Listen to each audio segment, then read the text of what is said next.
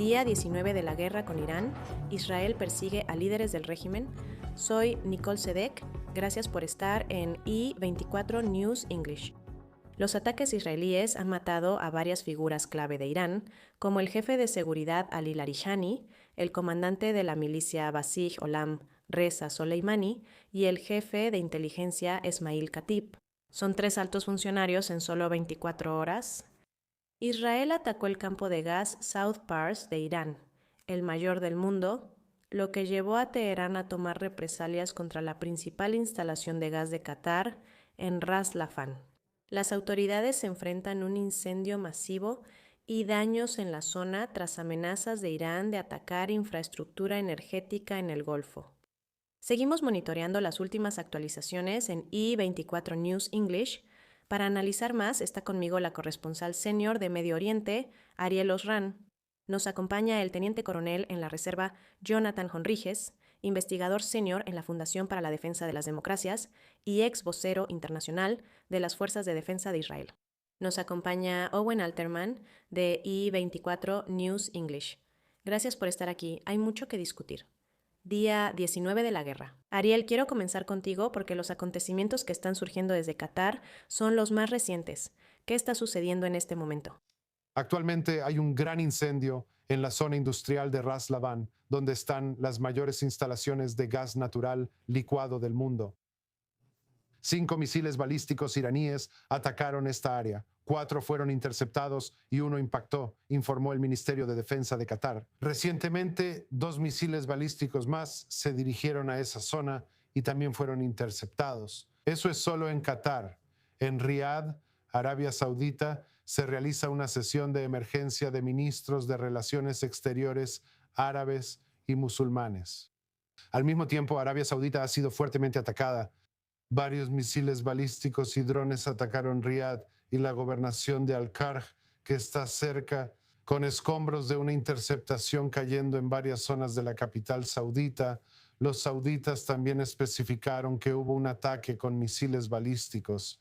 Se lanzaron 2 misiles balísticos contra uno de sus principales campos de gas en la provincia oriental, lo que indica que Irán realmente está respondiendo de la misma manera de ahora en adelante. La Guardia Revolucionaria Islámica advirtió que atacaría instalaciones de petróleo y gas en la región, nombrando algunas de ellas, incluyendo Ras Laffan en Qatar, que fue atacada esta noche. Y estamos viendo imágenes o acabamos de ver imágenes en la pantalla de ese ataque, así que realmente los ataques continúan y también se escucharon sirenas en Bahrein.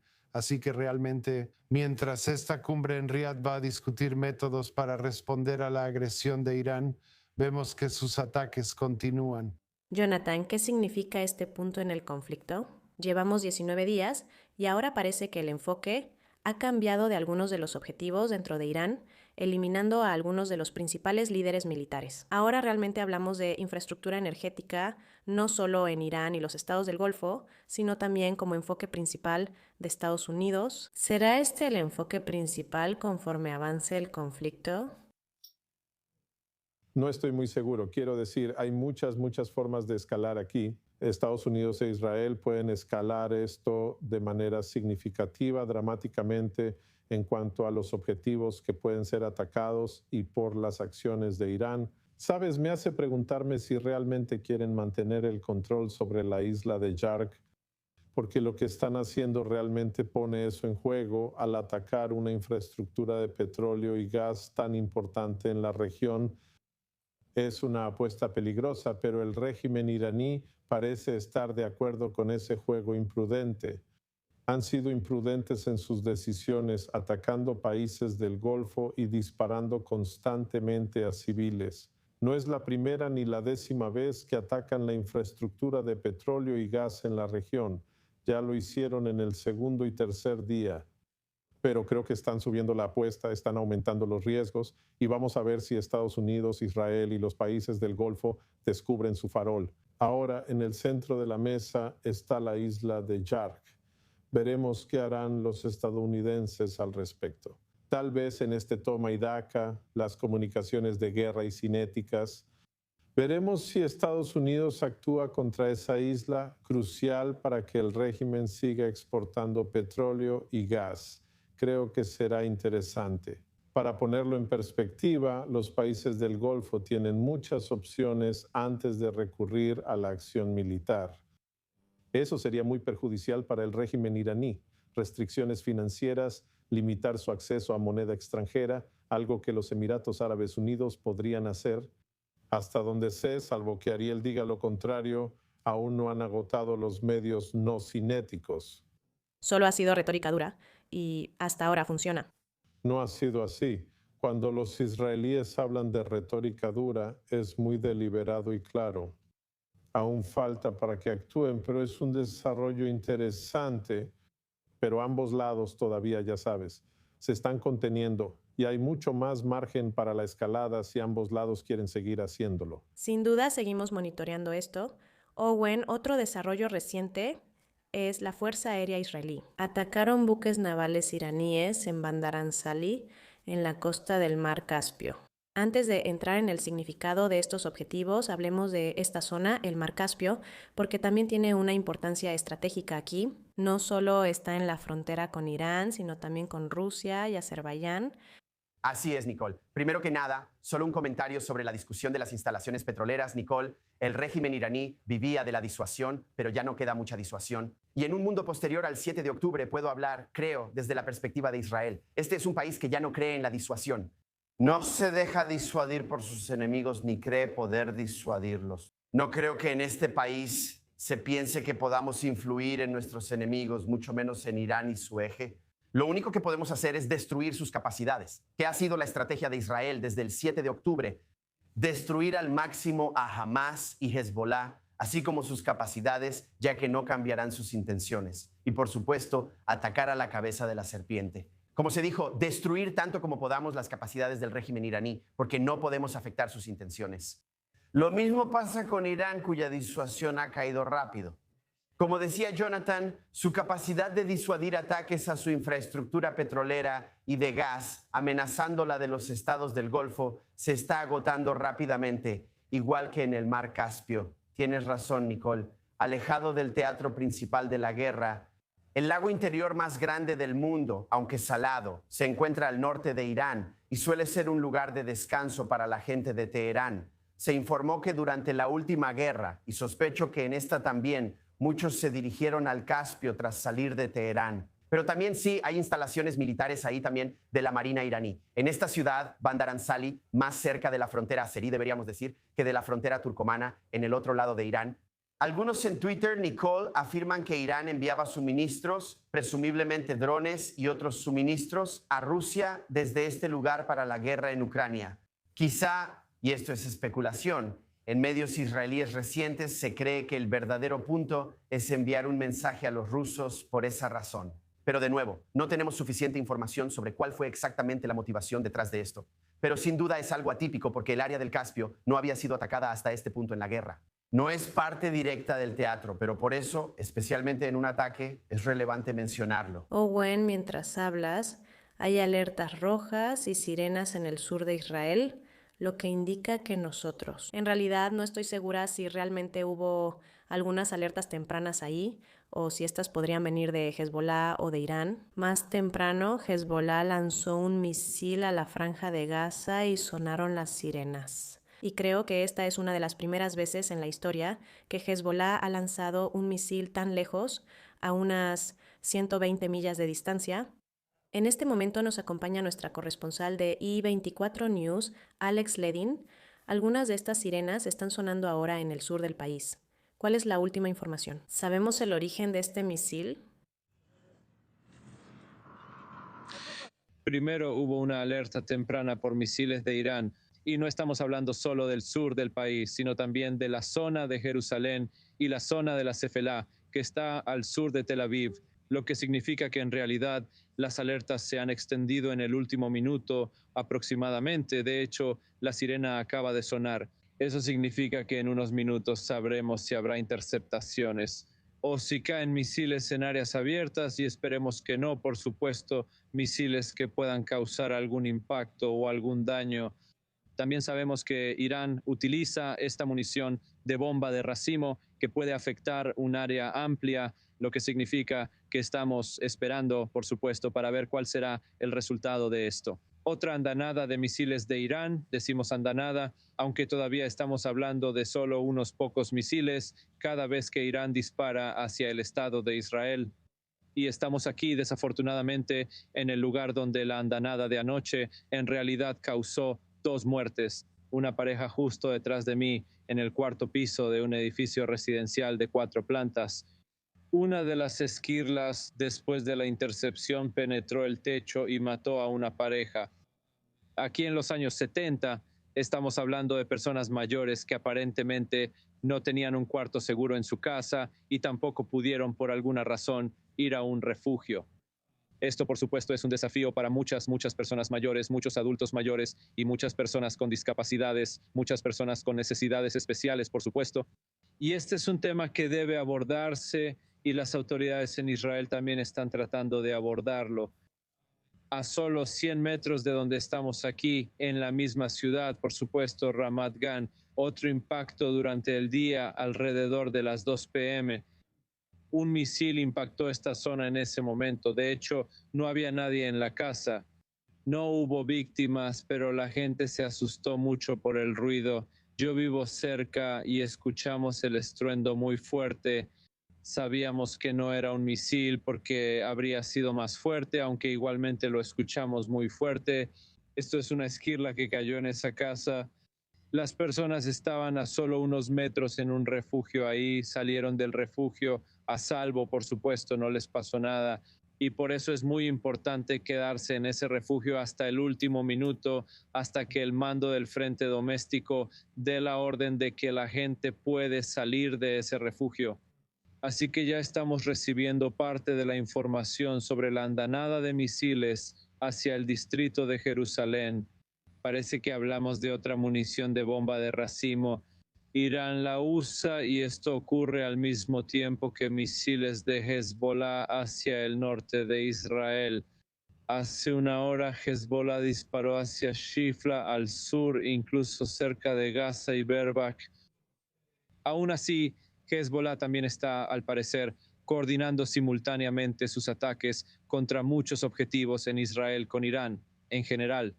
En las últimas 24 horas, salvo el trágico incidente detrás de mí, no hubo heridos ni daños importantes. Ni de Hezbollah ni de Irán, pero igual la gente debe ser cautelosa siempre. Sin duda, sigan las instrucciones y directrices del Comando del Frente Interno, salvan vidas. Alex Ledin en vivo desde Ramat Gan, gracias. 2 semanas y media después de iniciada la guerra y sin saber cuándo terminará, nuestro corresponsal de I24 News en francés, Matías Imbar, habla con Ali Cohen, ministro de Energía e Infraestructura de Israel, sobre la preparación ante la guerra y la cooperación con Estados Unidos. Aquí más detalles. Actuamos contra un régimen que busca destruir Israel, ha sobrevivido en su pueblo y aterroriza a países vecinos.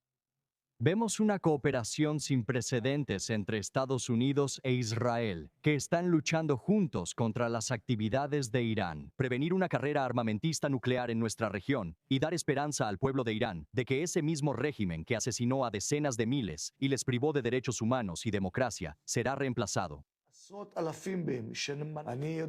La coordinación entre Estados Unidos e Israel es más estrecha que nunca. Ambos países luchan juntos. Observamos eliminaciones selectivas de toda la cúpula iraní. Nuestras unidades de inteligencia colaboran bien. La coordinación entre pilotos es excelente y esta es una valiente alianza entre el presidente Trump y el primer ministro Netanyahu. Trump demuestra ser líder del mundo libre. Mientras vemos a los países poderosos de Europa que conozco, como alguien que fue ministro de Relaciones Exteriores, durante la guerra entre Rusia y Ucrania, Irán apoyó a Rusia y los países europeos a Ucrania, y ahora están desapareciendo. Vemos que Irán dispara a países como Arabia Saudita, Bahrein, Emiratos Árabes Unidos y Azerbaiyán, pero ellos no responden. Estados Unidos e Israel están en la primera línea. Irán es el mayor patrocinador del terrorismo mundial y ha destruido países, como está haciendo con el Líbano. Todo el pueblo en Líbano se opone a Hezbollah, pero aún así lo financian y actúan contra los intereses del país. Destruyeron Yemen y apoyan milicias en Irak. Y por lo tanto, la actividad que estamos realizando llevará a una mayor estabilidad regional con el tiempo. Y por lo tanto, la actividad del Estado de Israel es aprovecharlo. Israel tiene una economía sólida. En la guerra, el enemigo ataca instalaciones militares y energéticas. Protegemos nuestros sitios con los mejores sistemas de defensa del mundo, así que estamos seguros. En el pasado, pese a ataques a sitios energéticos, seguimos suministrando electricidad, gas, agua y combustible sin problemas. Irán está expuesto, ya que pilotos de Estados Unidos e Israel vuelan en cielos iraníes y atacan objetivos considerados apropiados. El Estado de Israel, creo que Macron, En vez de fortalecer, debilita a Francia. En lugar de ayudar a sus aliados, como lo es el Líbano para Francia, solo está debilitando al Líbano. Macron debió ser el primero en actuar contra Hezbollah, llevando al ejército francés y evitando que Hezbollah formara parte del Líbano. La mayoría en Líbano no apoya a Hezbollah. Hezbollah no actúa según la voluntad del pueblo en Líbano, no actúa según las instrucciones que recibe del Parlamento libanés. Hezbollah actúa en contra del pueblo en Líbano y recibe sus instrucciones desde Teherán. Por eso es correcto que Macron se una a Israel, mande tropas francesas y exija a Hezbollah desarmarse. Hezbollah está destruyendo Líbano. Es como un cáncer infiltrado por Irán. Incluso el partido chiita de Nabi Berri se opone a Hezbollah. Israel y el Estado de Israel. Estados Unidos e Israel han reducido al pulpo iraní a una sardina, recibiendo constantes golpes mientras lo aplastamos. Y está claro para todos que Irán no volverá a ser lo que era. Es débil y entendemos que es vulnerable. Lo mismo ocurre con Hezbollah, que afirmó que torres caerían en Israel y miles morirían. Podemos ver exactamente que Hezbollah no es fuerte, sino débil, perseguido, y no está haciendo nada bueno por el Estado de Líbano. No podemos cambiar el régimen en Irán nosotros mismos. Quien necesita cambiar el régimen en Irán es el pueblo iraní. Pero estamos tomando todas las medidas para que ellos puedan hacerlo. El pueblo de Irán tiene una oportunidad histórica de cambiar el régimen. Y claro, cuando Irán tenga un régimen que busque paz, prosperidad y estabilidad, también dejará de transferir fondos a Hezbollah, volviéndolo irrelevante. La guerra es ahora una batalla económica y la Reserva Federal de Estados Unidos dice que las repercusiones económicas de la guerra en Medio Oriente aún son inciertas. La Reserva Federal mantendrá las tasas de interés tras la reunión de hoy. La reunión se llevó a cabo mientras los precios del petróleo superaron los $100 por barril desde que comenzó este conflicto, lo que ha elevado los precios de la gasolina y ha generado preocupaciones sobre la inflación. Aquí hay más información del presidente de la Reserva Federal, Jerome Powell. Mis colegas y yo seguimos enfocados firmemente en lograr nuestros dos objetivos principales, el máximo empleo y la estabilidad de precios para el beneficio del pueblo estadounidense. La economía de Estados Unidos crece sólidamente. Aunque la creación de empleos se ha mantenido baja, la tasa de desempleo ha cambiado poco en los últimos meses y la inflación sigue algo elevada. El Comité Federal de Mercado Abierto mantuvo sin cambios la tasa de política monetaria hoy. Consideramos que la postura actual de la política monetaria es adecuada para promover el avance hacia nuestros objetivos de máximo empleo y una inflación del 2%. Las implicaciones de los acontecimientos en Medio Oriente para la economía de Estados Unidos son inciertas. Permaneceremos atentos a los riesgos en ambos lados de nuestro doble mandato y tendré más que decir sobre la política monetaria después de revisar brevemente los desarrollos económicos. Quiero ir en vivo con nuestro corresponsal principal de I24 News English en Estados Unidos, Mike Wagenheim. Ahora se une a nosotros desde la Casa Blanca en Washington. Mike, después de estas últimas declaraciones de la Fed, ¿qué tanto de lo que está enfrentando la Fed en este momento está siendo realmente impulsado por la guerra con Irán? Frente a los problemas de fondo de la economía de Estados Unidos, creo que es más hacia lo último, Nicole. Al menos juzgando por los comentarios hechos hoy por el presidente Powell y por la Junta de Gobernadores, la evaluación general es que el efecto de la guerra, como dijo Jerome Powell, nunca se sabe realmente. Las guerras pueden salirse de control rápidamente y causar efectos dominó imprevisibles. pero él cree que para finales del año, cualquier efecto que la guerra haya tenido en los precios del petróleo, los precios de la energía y el efecto dominó en el resto de la economía volverá a niveles normales, o al menos a los niveles que se veían antes del estallido de la guerra. No es una evaluación tan optimista como la de la Casa Blanca, que cree que los precios podrían volver a lo que eran antes del verano. Sin embargo, indica que no hay proyección de problemas de crecimiento ni aumento prolongado del desempleo a largo plazo. Más que por la guerra en sí, tiene que ver con lo que Powell mencionó sobre la inflación persistentemente alta y los precios básicos. Un informe de empleo decepcionante del mes pasado pudo haber afectado las cosas. Se espera un recorte de tasas a fin de año, pero por ahora todo sigue estable por problemas subyacentes. Mike, ¿cuánto influye el alza del petróleo y sus consecuencias económicas en lo que ocurre en Medio Oriente? Las opciones de Trump en cuanto a continuar o incluso expandir esta guerra, tal como se está desarrollando en este momento. No hay duda, es una preocupación clave para la administración, ya que deben convencer al público estadounidense de que la Casa Blanca y el Partido Republicano son los administradores, los mejores administradores de la economía. La elección pasada giró en torno a la asequibilidad, tema que retomaron en las elecciones intermedias para argumentar nuevamente. Con esos precios aún tercamente altos respecto a la inflación, quién sabe cómo estará el desempleo. Otra vez, cifras decepcionantes este mes. Y si los precios del petróleo suben y se mantienen en 90, $100 o más por barril para las elecciones intermedias, eso hace que sea un caso mucho más difícil para la administración. No hay duda de que influye. ¿Cuánto influye? Es la gran pregunta. Pero sin duda es parte de la ecuación política aquí para la administración, mientras determinan cuánto dolor van a soportar para lograr sus objetivos militares allí. Gracias, Mike Wagenheim, por las actualizaciones en vivo desde la Casa Blanca.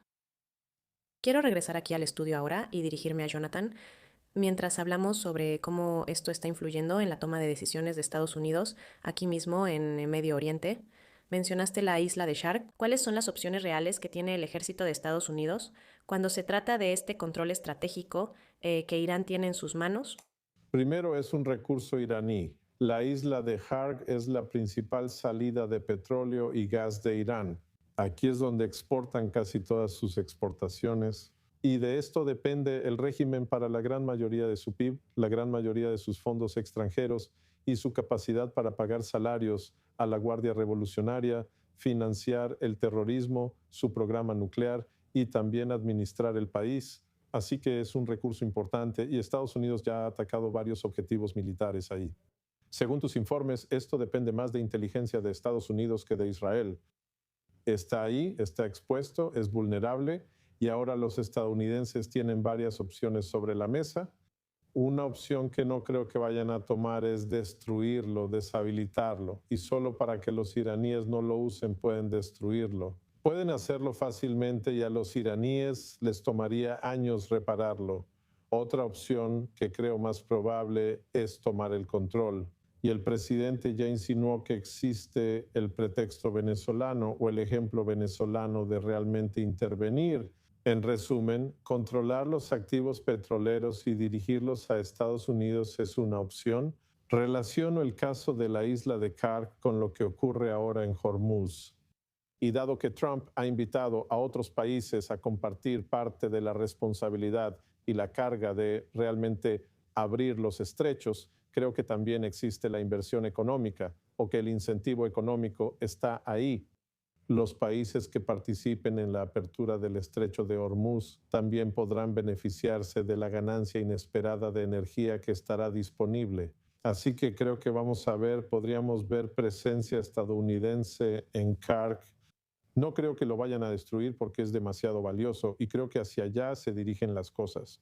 Si los iraníes siguen atacando infraestructura petrolera, arriesgan la suya. Owen, ¿hay novedades de países de la OTAN sobre posibles decisiones respecto al estrecho de Hormuz? No, no parecen estar tan interesados, Nicole, y obviamente hay tensión al respecto. Donald Trump, como de costumbre, está tratando de usar la influencia que tiene Estados Unidos en el panorama general de la OTAN para afectar la decisión en el panorama más pequeño.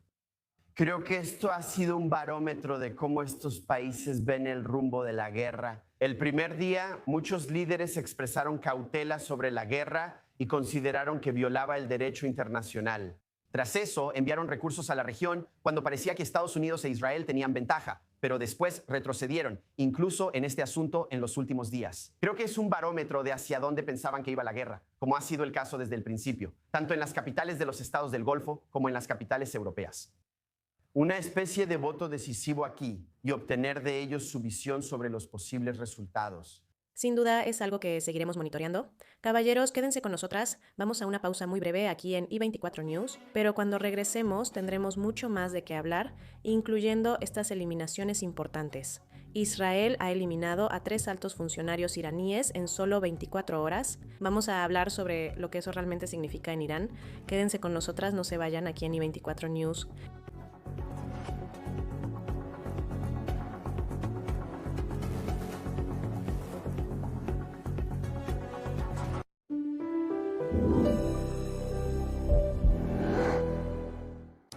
La selección femenina de fútbol de Irán regresó a casa tras una dramática saga de asilo que atrajo atención mundial. Varias jugadoras se refugiaron en Australia por temor a represalias tras negarse a cantar el himno nacional de Irán en un partido. Al iniciar la guerra, los medios estatales iraníes las llamaron traidoras. La mayoría de esas jugadoras retiraron sus solicitudes de asilo y regresaron a Irán, lo que genera preocupaciones sobre las consecuencias que podrían enfrentar. Para hablar más sobre esto y darnos un poco de perspectiva, nos acompaña Sardar Pashai, un luchador campeón mundial kurdo-iraní, así como fundador de la fundación Hiwat Freedom. Nos acompaña desde Washington. Sardar, gracias por acompañarnos hoy en I24 News English. Las jugadoras que regresaron a Irán fueron llamadas traidoras por no cantar el himno. Pero ahora que han regresado a Irán, ¿a qué tipo de riesgos reales se enfrentan ellas o sus familias? Hola Sara, gracias por invitarme. Sabes, los verdaderos traidores son esas personas que ponen en riesgo a su gente, los miembros del CEJRI, los miembros de la agencia de inteligencia.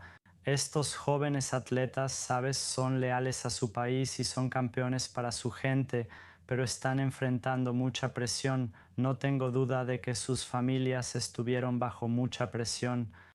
Y la forma en que 5 de estos atletas regresaron a casa después de solicitar asilo te dice cuánta presión estaban enfrentando.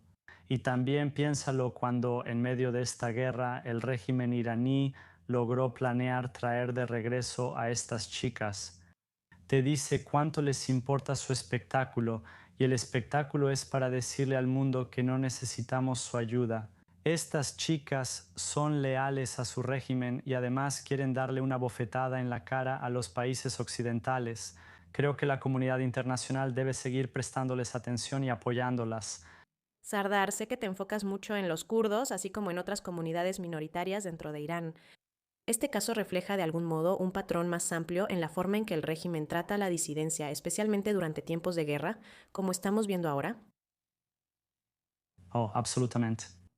Para el pueblo kurdo, las mujeres y minorías étnicas, la situación es más difícil porque enfrentan varias capas de discriminación.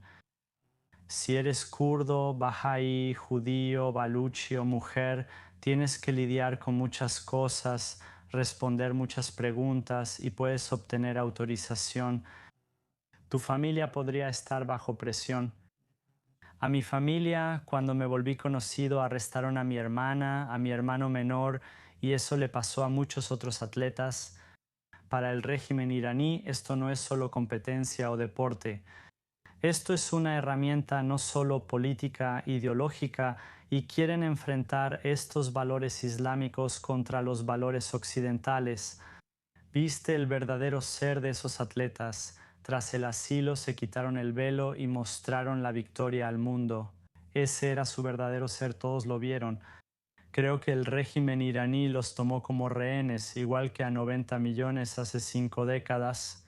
Y espero que pronto veamos un mundo sin el régimen islámico. Es muy poderoso escuchar tu experiencia personal mientras describes lo que tú y tu familia también vivieron. También tengo curiosidad, Sardar, sobre lo que ocurre en el extranjero, incluso respecto a la oposición al régimen, y si crees que los kurdos pueden tener algún papel. Buena pregunta. Aún no hay una oposición unida, solo mucho cabildeo y campañas para impulsar esa narrativa. Solo hay una sola alternativa para el futuro de Irán, pero creo que no tiene valor porque no muestra la diversidad de Irán. Creo que solo hay un futuro para Irán.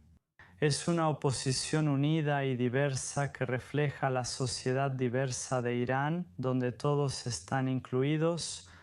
Creo que como figuras opositoras fuera de Irán, debemos actuar responsablemente para no aumentar la presión sobre el pueblo iraní. Al verlo en retrospectiva, pienso que la oposición tuvo poco beneficio para el movimiento en Irán y además les aumentó el costo. Así que creo que para el pueblo kurdo, para las minorías étnicas y para millones de mujeres, lo sé, no se trata solo de luchar para acabar con el régimen islámico, sino de establecer una base democrática que pueda prevenir el abuso de poder y también proteger los derechos de todos. Que todos se sientan iguales en el futuro. Sardar Pashay, gran perspectiva, gracias por compartirla esta noche en I24 News English. Gracias por invitarme. Entonces, lo que vemos aquí es que en solo una semana se expusieron 2 células de Hezbollah en Kuwait y se detuvo una red del CGRI en Bahrein. Y así, incluso sin lanzar misiles y drones a los países del Golfo, Irán está tratando sistemáticamente de dañar a sus vecinos.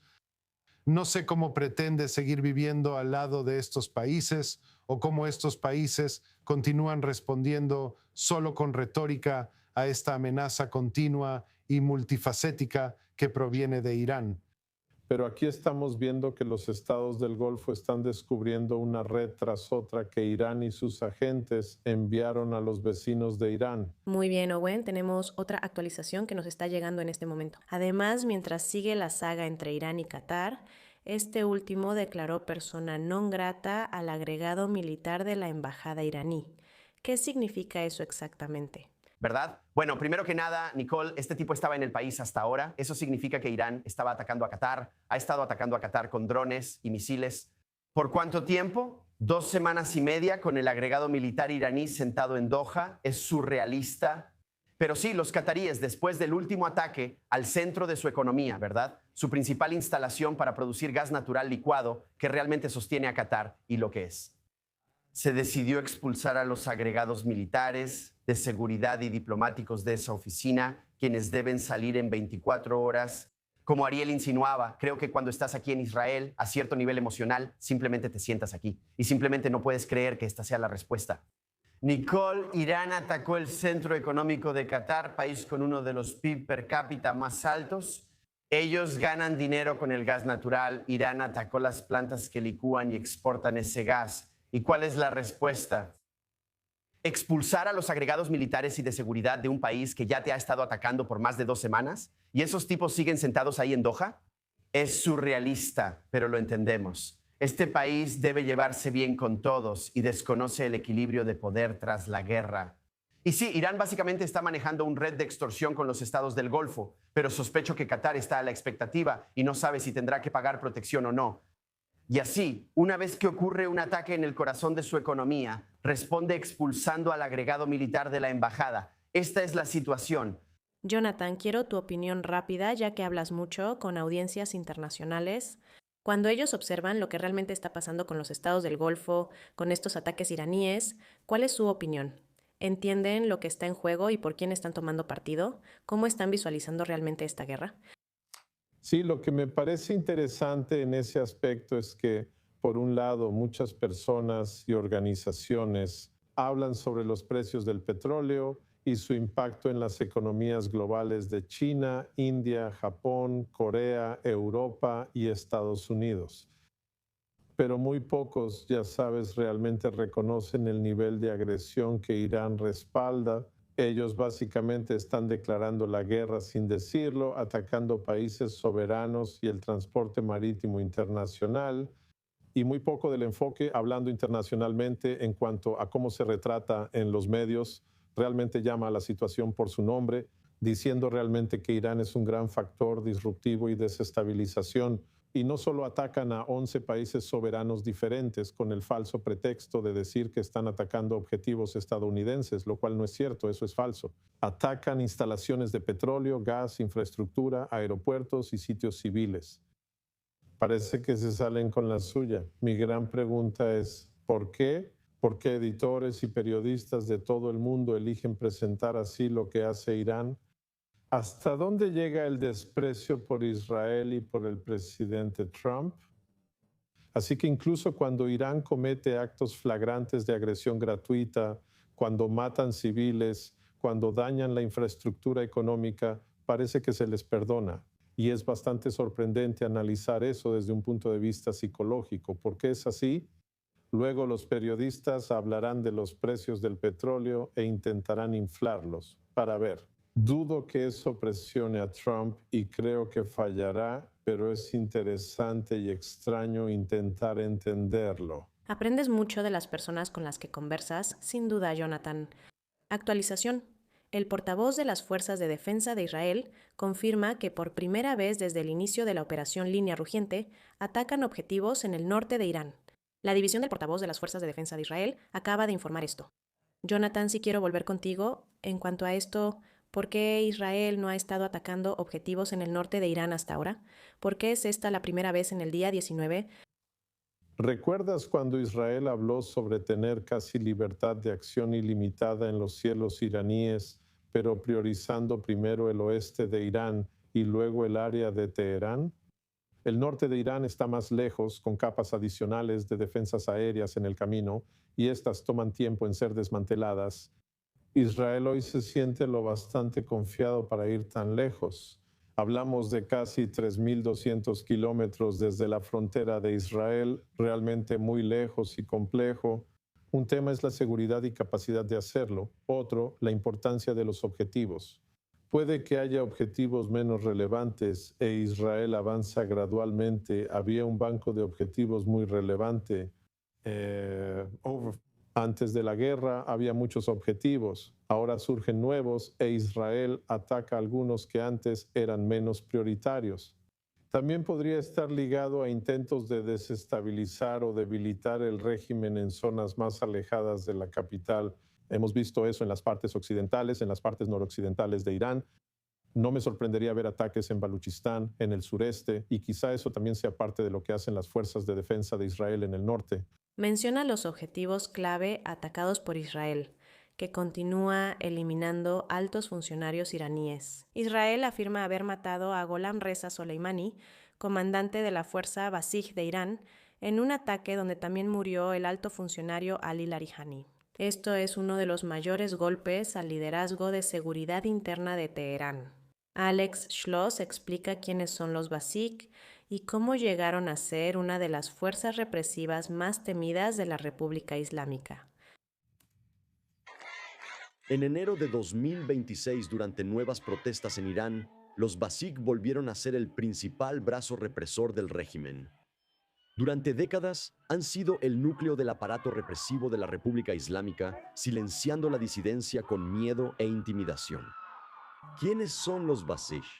Los Basij, creados en 1979 por el Ayatolá Jomeini, son una de las herramientas de control más temidas de la República Islámica. Tras la revolución, la fuerza se creó para defender el nuevo sistema, proteger su ideología y movilizar a los leales ante amenazas externas e internas.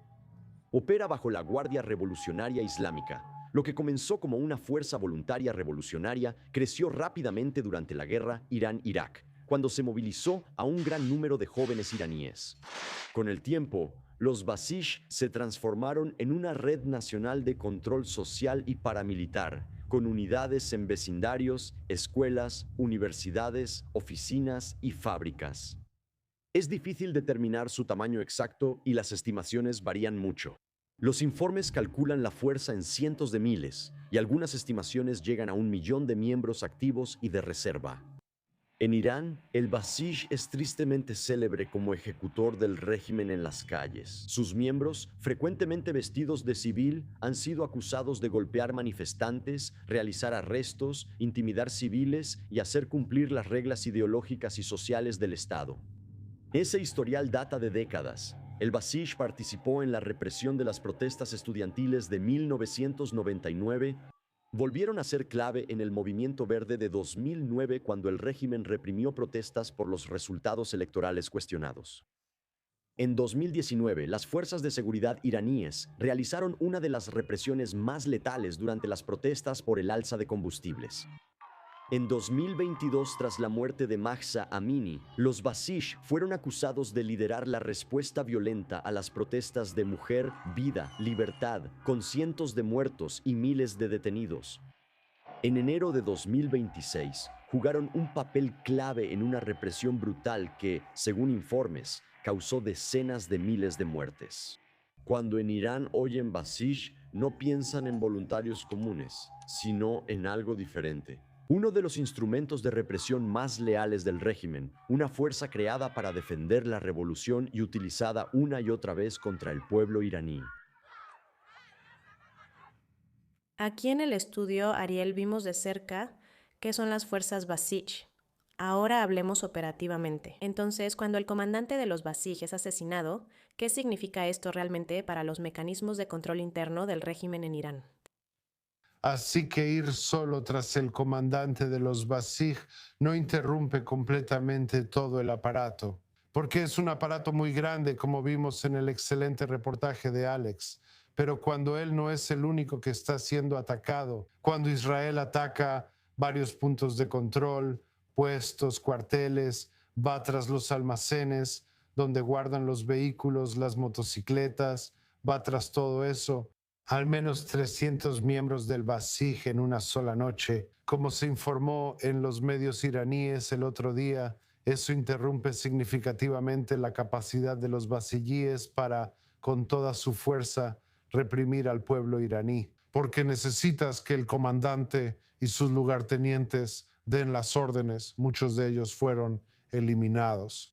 Luego necesitas que quienes recibieron las órdenes salgan a las calles en vehículos y motos, pero esos fueron destruidos. Y también cuando Israel fue tras las instalaciones petroleras y los tanques de petróleo en Teherán, estos tanques de petróleo se usan para que estos cuerpos realicen su actividad opresiva. Luego, al ir tras el agente en la plaza o ahora que sus retenes se esconden bajo puentes para evitar ataques israelíes.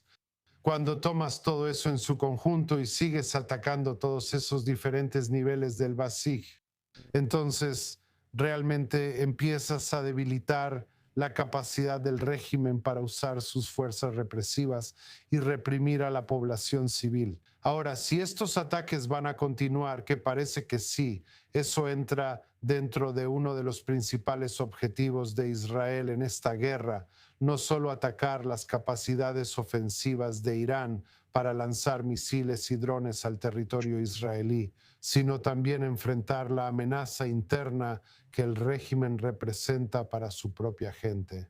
Tratando de sentar las bases, como dice el primer ministro Netanyahu, para que la gente continúe la misión y derroque al régimen. Así que, al atacar todos estos diferentes niveles de las fuerzas represivas, así es como Israel pretende sentar esas bases. Muy bien, Ariel, buen informe.